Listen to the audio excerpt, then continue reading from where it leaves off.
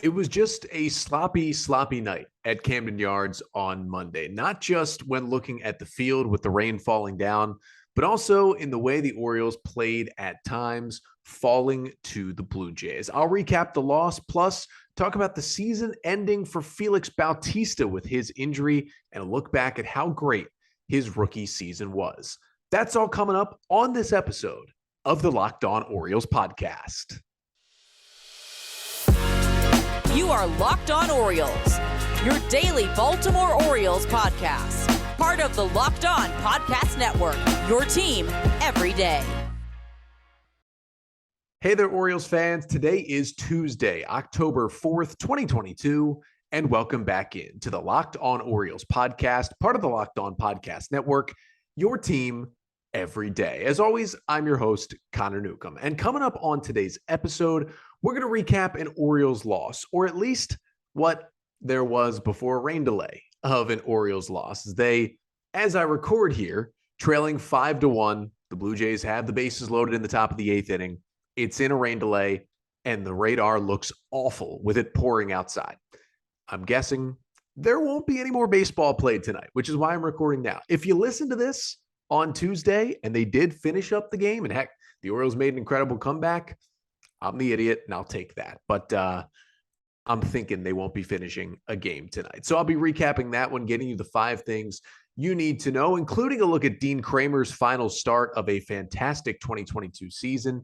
And then we'll look at Félix Bautista's season as well, because the Orioles placed him on the injured list on Monday, ending his year. And we'll look back on how great he was after finally getting to the big league. But that's all coming up on this episode of the Locked On Orioles podcast. Before we get there, though, just did want to thank you for making Locked On Orioles your first podcast listen of the day. We're free and available on all podcast listening platforms. Make sure to subscribe to the pod. Leave a 5-star rating and a review if you can, if you listen on Spotify or on Apple Podcasts. And of course, we're right here on the Locked On Orioles YouTube channel. Like, comment, subscribe, get in on the action. Comment your thoughts on the Orioles here in the YouTube comments as well. It really, really helps out the pod. And we've got a lot of fun content coming up here on the podcast because, there's only 2 games remaining in the Orioles season, but we're going to, check in on the Major League Baseball playoffs a little bit, but we're going to recap the seasons for basically every single player who made an impact for this Orioles team this year. Talk about what we thought of their year and what their spot with the Orioles is moving forward. Of course, we're going to look back on this year, some of our most memorable moments, and get you some off-season preview content. That's all coming up here in the month of October. So make sure you subscribe here to the Locked On Orioles podcast, wherever you watch or you listen. And we thank you for making Locked On Orioles your first podcast listen of the day. For your first listen today, let's start with what I'm assuming at this point, again, is an Orioles loss. Let me set the scene for you. Right now, it's about 9:30 p.m. Eastern time on Monday night. The Orioles game has just gone into a rain delay, with the Blue Jays leading this game 5-1 in the top of the 8th inning. They've got the bases loaded and 2 outs with Yennier Cano on the mound. He has just walked a batter to load the bases. And then the umpires got together. They put the tarp on the field. It is in a rain delay. The forecast looks awful for the rest of the night. They have already obviously played a complete game. They played 5+ innings. The Blue Jays are winning. I would assume that this is going to be a 5-1 final score, and the Blue Jays are going to get out of here with a win. Now, again, if you're listening to this on Tuesday and it turns out they came back and played this game, and my goodness, the Orioles somehow came back and won this game with 6 outs remaining for their offense, I applaud the Orioles. I'll take the L on that one, but as I sit here in Baltimore, it does not look good out the window. So I'm going to get you the 5 things you need to know from this presumed Orioles 5-1 loss to the Blue Jays that would send the Orioles to 82-78 on the season with just 2 games remaining. And the first thing you need to know is that Adley Rutschman just showed why he deservedly on Monday won the Most Valuable Oriole award. Now, they announced the winner of Most Valuable Oriole in 2022 before Monday's game. And unsurprisingly, as we've talked about on this podcast, Adley Rutschman was your winner. Not only has he been incredible for the Orioles all season, leading the team in WAR and many offensive categories, but he turned the team around, and just record-wise since he was called up back in mid-May. And he showed on the field what he's done to deserve that honor. At the plate, Adley Rutschman in this game up until the bottom of the 8th inning, a single and 2 walks in this one. He also threw out 2 base stealers in this game, a couple of caught stealings for Adley. And with those 2 walks for Rutschman, he is now up to 65 walks in 112 games in his rookie season. You ready for a pretty cool stat that I tweeted out via Locked On Orioles Twitter account on Monday night? Adley Rutschman, in his first 112 games, 65 walks. Barry Bonds, the god of all things walking and drawing base on balls, had only 64 walks during his first 112 MLB games. Pretty good company for Adley Rutschman to be in right there, but just showed how complete a player he is. Hopefully the O's can lock him up to an extension this offseason, but it is fun to watch him go out there and play baseball every day. But the second thing you need to know from this one is that otherwise the Orioles offense fairly silent in this game, at least to this point when I'm recording. 1 run on just 3 hits on the night for the Orioles. They squared up some baseballs from time to time in this game. They did have 9 hard hit balls, and Jose Barrios, who's had his struggles this year, did give up some hard hit balls. But at the end of the day, the Orioles just couldn't get it going. I mean, without an extra base hit in this game, their only run driven in didn't even come with a runner in scoring position. The Orioles loaded the bases in the 3rd inning on 3 walks. Then Anthony Santander hit a ball to the big wall in right field off the bat. I thought it was an easy grand slam. Instead, Teoscar Hernandez makes a nice leaping catch at the wall and right, just turns into a sac fly that made it a 3-1 game at that time in the 3rd inning. That's all the O's would get offensively as Santander got the RBI, and that's the only run they would drive in. Terrin Vavra had a single. Of course, Rutschman had a single, and Jorge Mateo had a single. Vavra, 2 hard hit balls, as well as Kyle Stowers also hit 2 balls hard. But the Orioles struck out 5 times. They did draw 3 walks in that inning, but just wasn't enough for the O's offense. Just really did nothing against the Blue Jays in this one. Third thing you need to know as we turn it over to the pitching side, Dean Kremer was all right in his final start of the season, allowing 4 runs, 3 earned on 6 hits over 6 innings. He strikes out 4 and walks 1, allowing 1 home run, and he threw 82 pitches in the game with 5 hard hit balls. Wasn't a great start. He gave up 2 in the second, 1 in the third, but he did settle down after that and get through 6 innings for the Orioles. Probably could have pitched, honestly, deeper into the game had it not been just pouring, but we'll get deeper into Kremer's start coming up a little later here on this episode. Fourth thing you need to know as we stick with the pitching, 2 very different outings for the 2 Oriole relievers we saw before the rain delay on Monday night. You start with Keegan Akin, who gave up back-to-back singles to start the 7th inning as he came out of the Oriole bullpen, and then just tight-roped his way out of a jam. Adley Rutschman helps him out by throwing out Whit Merrifield, trying to steal second. Then with runner on 3rd and 1 out, a big strikeout for Akin on a breaking ball as he got Kevin Biggio to whiff through one. And then he, with a runner on 3rd and 2 outs, just made George Springer look absolutely silly. Cuts through a fastball at the knees. Springer chases a changeup that was in the other batter's box, and then again cuts through a fastball down and away around the knees for a 3-pitch strikeout for Akin, who just blew him away to get out of the jam and put up a 0 in the 7th. And Keegan Akin, after he was optioned last week after some really bad outings, I kind of closed the book on his 2022 season. But when Ramon Arias was placed on the injured list, and speaking of Ramon Arias, he actually talked to the media on Monday, said that because of his knee injury, he's out about 8 to 12 weeks, but it shouldn't affect him for spring training next year. But back to Akin, he was allowed to come back on the roster because there was an injury. And he's just been great since then. 3 scoreless innings in his last appearance. This one, a scoreless inning with 2 Ks, works out of the jam. Probably, you would think, the end now of Akin's 2022 season with just the 2 games remaining, but at least he did finish strong in his last couple of outings. But on the flip side, Yadier Cano, who was recalled to the Oriole bullpen on Monday after they placed Félix Bautista on the injured list, we'll get to that more in a bit.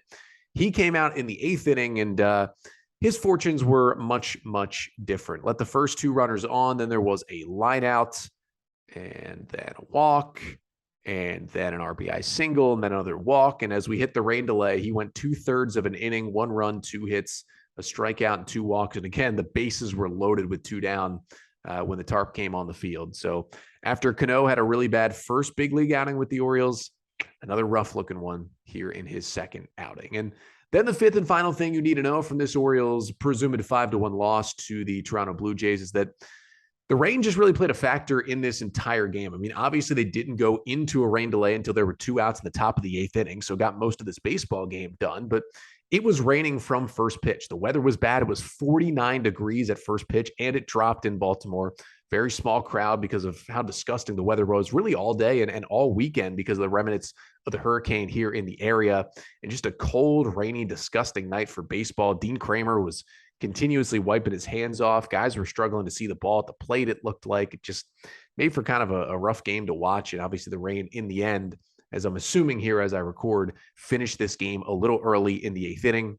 But the O's do drop this one 5-1 in game 1 of this 3-game set to finish off the 2022 season against the Toronto Blue Jays. But one guy we do know did finish off his 2022 season on Monday was Dean Kremer, who made his final start for the Orioles this year on Monday night. And coming up next, we're going to talk about Dean's start, what I liked, what I didn't, but in general, what was so good about his 2022 season and where he stands with the Orioles heading into next year.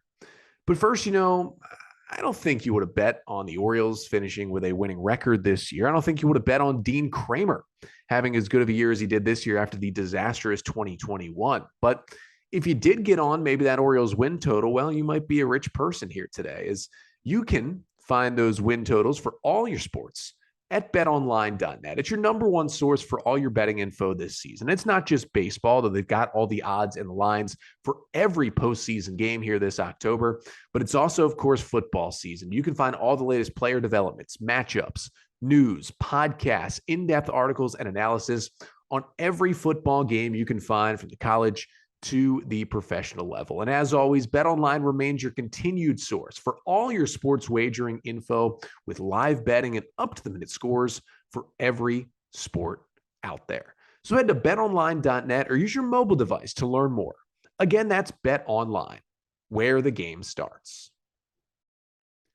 So the Orioles, as I record here, looks like falling to the Blue Jays 5-1 on Monday night. Again, recording as we hit the rain delay in the top of the 8th inning, and weather not looking good enough to, I would think, as I record here, finish the rest of this game on Monday night. So it's going to go down, it looks like, as an Oriole loss. But what we do know for sure is that it goes down as Dean Kremer's final outing of the 2022 season, as he got the start on Monday night, goes 6 innings, allowing 4 runs, just 3 of them earned on 6 hits. He strikes out 4 and walks 1 and did allow a home run. Took him just 82 pitches to get through 6 innings, 5 hard hit balls against him.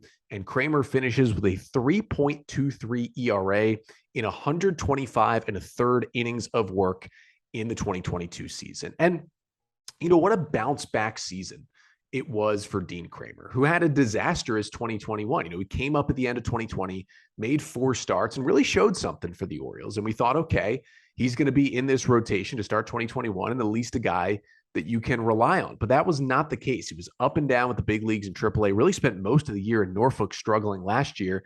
And at the big league level in 2021, Kremer had a 7.55 ERA in just 53 2/3 innings of work. He was a disaster for the Orioles last season. And then it all flipped. He makes the opening day roster, but not as a starter, as a reliever this year. And as he's warming up in the bullpen, that first series in Tampa against the Rays, he feels something in his side. He sits down, can't come to the game.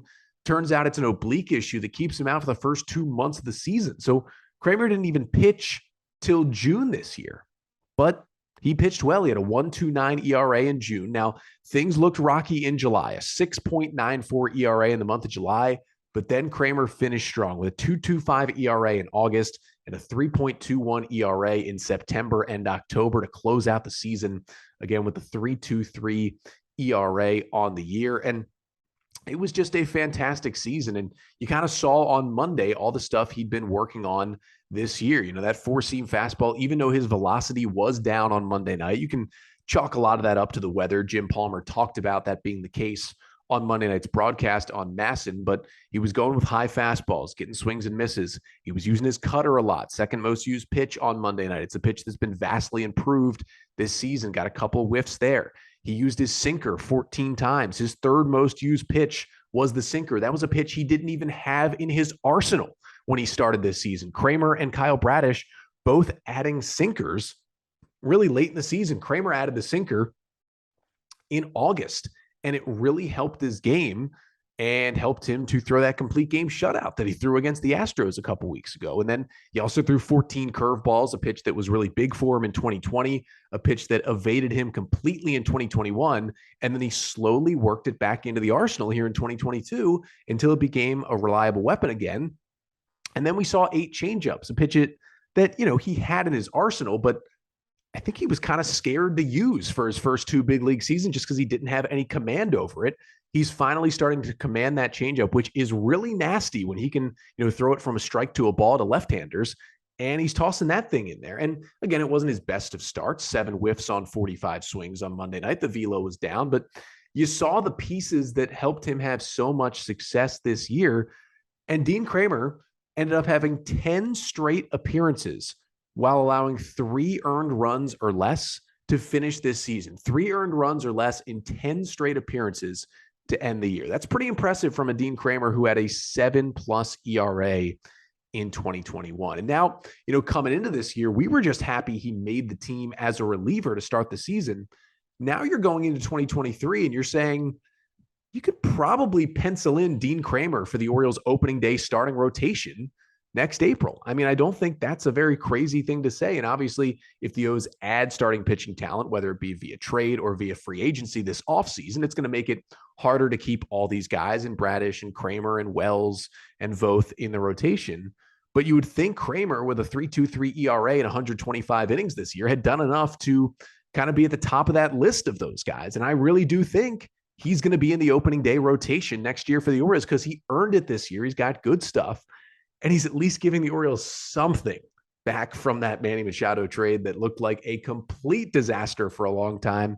Now just a disaster, but not a complete disaster because at least Dean Kremer is pitching well for the Orioles. And they've certainly tweaked some things, Mike Elias and his staff, and turned him into a very solid starter for the O's this year. And he not just earned this spot in the rotation, these great numbers, but also earned a cool honor for him as it was announced on Monday before the game as well that Kremer will pitch in the World Baseball Classic that's coming up before spring training in February of 2023. Kremer will pitch for Team Israel in the World Baseball Classic. It'd be fun to watch him pitch in that always just fantastic event. Maybe one of my top 5 favorite sports events out there is the World Baseball Classic. Excited to watch Kremer pitch in. And of course, we already know Cedric Mullins will play for Team USA. I would expect guys like Anthony Santander and Ruben Odor maybe to play for Team Venezuela, and others on the Orioles should be at the WBC. It'll be a fun event to watch and fun to watch Kremer kind of deal for Team Israel come February. But as Dean Kremer saw his season end on a positive note with a quality start on Monday night, Félix Bautista saw his season end on kind of a negative note on Monday as he was officially shut down for the year and placed on the injured list. So coming up next to finish off the pod, we'll talk about the Bautista injury that landed him on the IL, but really look back at an incredible season for the rookie, how he finally got to the bigs, defied the odds, and is now one of the best closers in all of baseball. So the Orioles will be without Félix Bautista, their big-time closer for the rest of the season. We saw him last pitch on Friday night, came into the game in the 8th inning at Yankee Stadium with the Orioles leading 2-1. And as he was facing Aaron Judge, threw a 1-0 pitch and just kind of hopped off the mound awkwardly, was favoring one leg. Training staff came out. They were looking at his knee. He threw some warm-up pitches. He stayed in the game and actually got out of the 8th inning jam, keeping the Orioles in the lead. But then he came out of the game. We saw DL Hall come in, get the save in the 9th on Friday, and they said Bautista had some knee soreness and he was going to be day-to-day. Well, he wasn't available Saturday or Sunday, and the Orioles just decided it wasn't worth it trying to, risk it and send him back out there. So the Orioles placed Félix Bautista on the injured list on Monday, which of course does end his 2022 season. Now, they recalled Yennier Cano in a corresponding move. We talked about how he struggled coming back to the O's bullpen pitching on Thursday night, but we'll get to Cano in a second. But on the Bautista side, yeah, it's a little bit of a sour taste to end his season the way it did, just with the injury and not being able to pitch this last week at Camden Yards. But what a story, what a season it was for Félix Bautista. He ends up pitching 65 times out of the Orioles bullpen, 65 appearances. This was a guy who had never pitched in a big league game before this year, and he finished the season as a closer on a winning baseball team with 65 appearances. Bautista had a 2.19 ERA in 65 and 2/3 innings of work, 12.1 strikeouts per nine. Here's the most impressive number for me, just 3.2 walks per nine for Bautista this season. There was only one minor league season where he had a walk number lower than that, lower than his 3.2 walks per nine. He was at about 2.7 walks per nine in what I think was his fourth year in rookie ball back in 2017. That was the only time his walk numbers were lower in his entire professional baseball career. 10 years in the minor leagues before he finally got to the bigs this year, because although he's striking everybody out, he couldn't throw any strikes. Well, he could throw strikes. He just was either a strikeout or a walk. Now he's in the big leagues, 15 out of 17 saves, a 1.4 FWAR, and he was fifth in innings pitched among all Major League Baseball rookie relievers this season. He just went out there and was a workhorse out of the pen for the Orioles. And whether it was as a middle reliever early in the year, or when he kind of became the O's setup man, or when he took the closer role over after the Orioles traded Jorge Lopez to the Twins at the deadline. And, Bautista's stats were still good there. He got 12 saves down the stretch when he took over that role. His strikeouts were actually better, 12.9 Ks per nine. ERA was a little up at 3.22 in 22 and a third innings since the trade deadline. But the stuff was incredible all year. Fastball up to 103 with that just fall off the table. Disgusting splitter that Félix Bautista threw this season. And I mean, that pitch, you ask me right now, that Félix Bautista splitter, I would say is easily a top 10 pitch in Major League Baseball right now. And then he had that slider, which he could kind of go to at time to time, could throw it in there for a strike in any count. And it's just ridiculous stuff. And I think it's pretty easy to say that Félix Bautista, unless the O's were to sign an Edwin Diaz or something like that, I think it's pretty easy to say that Bautista will be the Orioles closer heading into 2023. I don't know who else would be taking that role from him. He is 27 years old already, but an astounding rookie with some astounding stuff, the mountain they call him. And I can't wait to see him start pitching again next year. I mean, you look at these stats, the four-seam fastball, he threw it 61% of the time, averaged 99.2 miles an hour, topped out at 103. Opponents hit 202 against that pitch. The splitter, which he threw 26% of the time. You ready for this stat? Opponents hit 088 against the splitter this year. They had just 8 hits against his splitter all season. And then the slider, which he only threw 12% of the time, but he only gave up 7 hits on that pitch as well. He had 6 strikeouts on that pitch. It's something he's working on. But, I mean, the splitter was nasty. The fastball, the velo way up. It's just exciting, man. It's exciting to watch Félix Bautista pitch after all he went through in the minor leagues, and to see what he's become in the majors is just awesome. And it stinks that he's out for the rest of the year with the knee soreness, but get him healthy. He'll be good for spring training, and it'll be mountain time soon enough next April for the Orioles. Now, I did mention that, Yennier Cano was recalled for the Orioles here. He is back with the team again, did struggle on Monday night. Cano, of course, came over in the Jorge Lopez trade, one of the 4 pitchers the O's got from the Twins in that deal. He had pitched a little bit in the big leagues with Minnesota this year, but his one other major league appearance with the O's this season was back on September 10th. That was in the 17-4 loss to the Red Sox. The O's were trying to just get him through 2 innings, and he couldn't do it. He allowed 7 runs on 6 hits in an inning and 2/3 with 3 Ks and 3 walks. Now, he was okay with Norfolk this year, a 4.32 ERA and 16 2/3 innings, but he had been dominant since the Orioles demoted him after that bad outing September 10th against Boston. 6 innings, 4 hits, 1 run, 11 Ks, and 2 walks in the time since that demotion before the Orioles recalled Cano on Monday. He didn't pitch well Monday night. Hopefully, maybe we get to see him throw one more time and he can have a solid big league appearance with the O's before this season ends. But we did get to see Cano because, unfortunately, Bautista, who's been so great and got some most valuable Oriole votes as the voting was released on Monday. And he's not going to get Rookie of the Year votes, but he's been an incredible rookie. Stinks to see him on the injured list, but happy that he'll be, hopefully, I would have to think, back as the Oriole closer in 2023. But the O's presumably lost a game Monday night. He's still sitting here in this rain delay in the 8th inning, down 5-1 to the Blue Jays. I think you can chalk that one up as a loss. But they're right back at it here on Tuesday night. O's and Blue Jays. Mike Baumann will make his final start of the season for the Orioles. And I'll be back with you tomorrow for a Wednesday episode recapping game 2 between the O's and the Blue Jays, getting you the 5 things you need to know from that one, and then getting you ready for the final game of this magical Oriole season. Going to be a little sad recapping that final game, but get ready for it on tomorrow's episode. Until then, I'm Connor Newcomb, and this has been the Locked On Orioles podcast, part of the Locked On Podcast Network. Your team every day.